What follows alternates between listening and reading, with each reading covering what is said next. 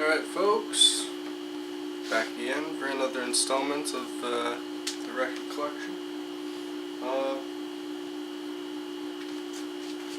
We get right into this. I want to get through the B's quickly. Don't want to dwell too much on David Bowie here. I just recently, today, replaced the copy of Station to Station by David Bowie that I had. Now I have first pressing. So that's nice. This one here, classic album, 6 tracks.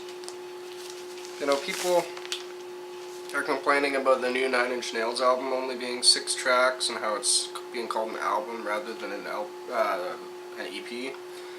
And they're saying, well, 6 tracks, that's not a full-length album, it's more of an EP length. Well, suck it, bitches. One of the best albums ever. Simple,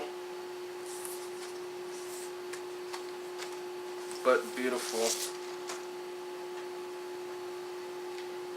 Perfection.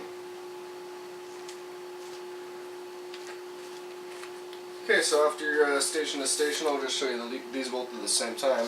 I have what I believe to be an original pressing of Low. First track is damaged. The rest play fine. Whole thing plays fine for the most part, if you don't mind a bit of a skip. And I got a Japanese reissue of it as well that comes in like a creamy orange vinyl. No info on the back. It's probably a bootleg of sorts, but it has the RCA, you know, like I'm not sure if it's funded by RCA and their, you know, money. I have no idea. Anyway though, it's a beautiful, beautiful record. It comes with the orange vinyl. Beautiful orange vinyl.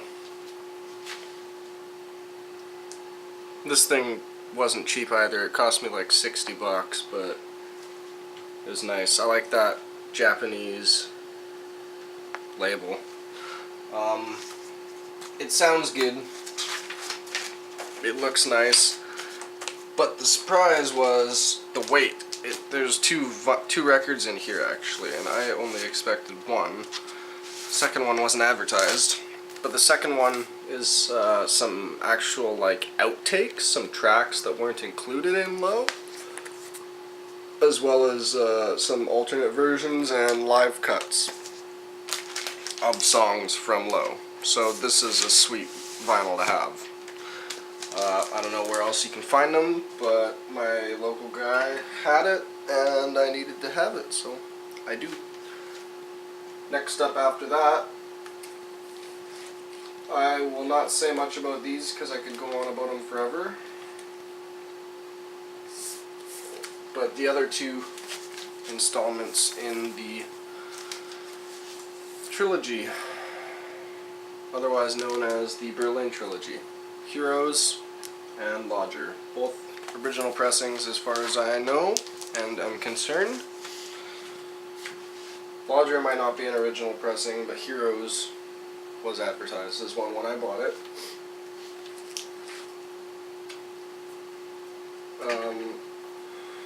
Again here, not sure if it's an original, but it's just the date is dated as the original date of release.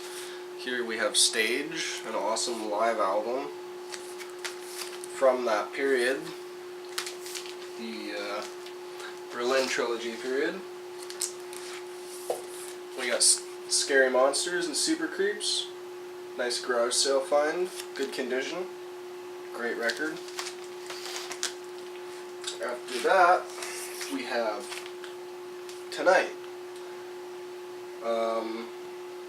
The album that came before Let's Dance and people don't seem to pay any attention to, but I like better than Let's Dance. We got Let's Dance. Good album. I overlooked it for a long time, but it's found its place in my heart. We got Never Let Me Down. Still my least favorite David Bowie album, but it has its moments. Peter Frampton did most of the guitar work on that album, live at least, I'm sure. I think he did some studio work with him on that, but I think the usual suspects were also present. We also have Tin Machine, one of his 80s efforts at not being the David Bowie we know, and just trying to do his own thing. After that we have Earthling. This one's nice here. I gotta open this up. Nice gatefold for you guys. Double gatefold, I should say. Beautiful presentation here. Awesome, awesome pressing from Friday Music, if I'm not mistaken.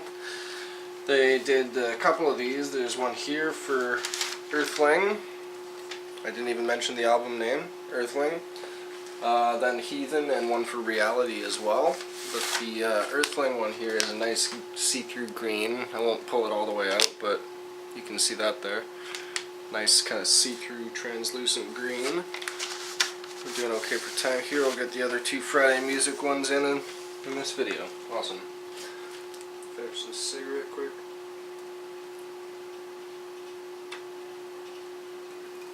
Alright. So then we have Heathen, another beautiful double gatefold from Friday Music. Some awesome images and lyrics there. Great photo. And that's actually the lyrics to Sunday, if I'm not mistaken, all spiraled around and crossed out. This one here isn't really a colored pressing, but it is translucent, so that was nice as opposed to the standard. I like the font there, how it's cut in half. It's kind of cool.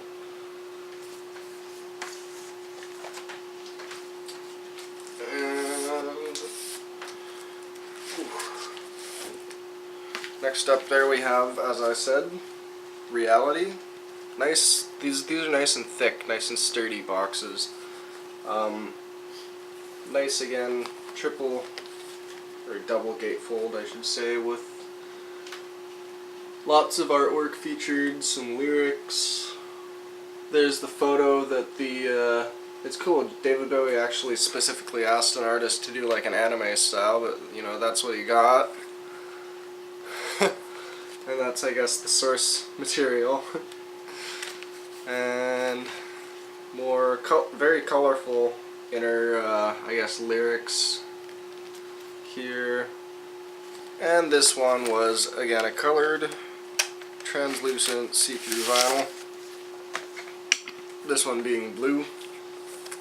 Again, won't pull it out to show you really, but show you the label. Nice record. I'll get David Bowie out of the way here. The Next Day.